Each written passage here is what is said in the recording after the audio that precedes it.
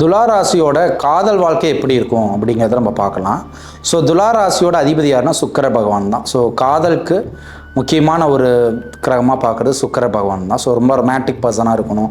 So எல்லாமே இருக்கணும். So ஆனால் துலா ராசி லவ் அப்படின்னு வரும்போது அவங்க ரொம்ப சாஃப்ட் நேச்சர் துளாராசிக்காரங்க.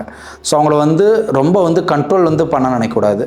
ஸோ அவங்க பிடிச்ச மாதிரி எல்லாமே நம்மளுக்கு செய்வாங்க, இது பண்ணுவாங்க துளாராசியாக இருக்கிறவங்க. பட் அதே நேரத்தில் டாக்ஸிக்காக மாறணும், அவங்கள கண்ட்ரோல் பண்ண நம்ம போயிட்டோம் அப்படின்னா கட்டுப்பட மாட்டாங்க. ஸோ டாக்ஸிக் ரிலேஷன்ஷிப்க்கு அக்செப்ட் பண்ண மாட்டாங்க. இப்போ எக்ஸாம்பிளுக்கு எனக்கு கேட்காம எங்கேயும் போகக்கூடாது, மொபைலில் யாரோட சேட் பண்ணுது, இன்றைக்கி யார் கால் பண்ணாங்க, ஸோ அந்த பையன் யார், இந்த பையன் யார் அப்படின்னு சொல்லிட்டு நம்ம இந்த மாதிரி டாக்ஸிக்காக அவன்கிட்ட பிஹேவ் பண்ணும்போது என்ன ஆகும் அப்படின்னா அவங்க அதை அக்செப்ட் பண்ணிக்க மாட்டாங்க.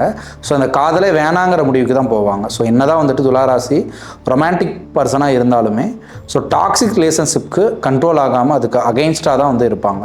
ஸோ எந்தளவுக்கு துளாராசியை அன்பாக பார்த்துக்கிறோம், ஒரு கரெக்டான ரிலேஷன்ஷிப் மெயின்டைன் பண்ணுறோம் அப்படின்னா லாங் டைம் இருப்பாங்க, நம்மளோட ட்ராவல் ஆவாங்க, கடைசி வரைக்கும் அந்த காதலை விட்டு கொடுக்காம கரெக்டாக இருப்பாங்க. ஆனால் ஆப்போசிட் பேர் சரியில்லை, அந்த காதலே திசை மாறி போகுது, அவர் சரியான ஒரு பேர் இல்லைன்னு இருந்துச்சு அப்படின்னா உடனே அதை பிரேக்கப் பண்ணிட்டு அவங்களோட விலக தான் பார்ப்பாங்களே தவிர அந்த டாக்ஸிக் ரிலேஷன்ஷிப்லாம் அவங்க அவ்வளோ சீக்கிரம் மெயின்டைன் பண்ண மாட்டாங்க.